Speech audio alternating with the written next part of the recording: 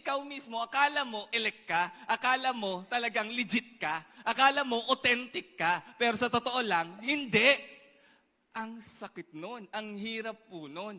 Ang batayan lang yung totoong pananampalataya ay yung ginagawa mo. So, ibig sabihin, faith is proven not by what you say, but by what you do. Okay? Ang totoong pananampalataya, hindi lang sa bibig. Nakikita sa aksyon.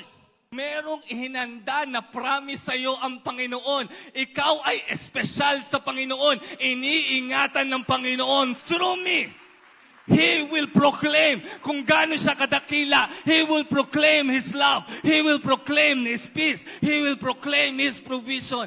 I am here, I am holy, not so that mapagmalaki ko that God has separated me.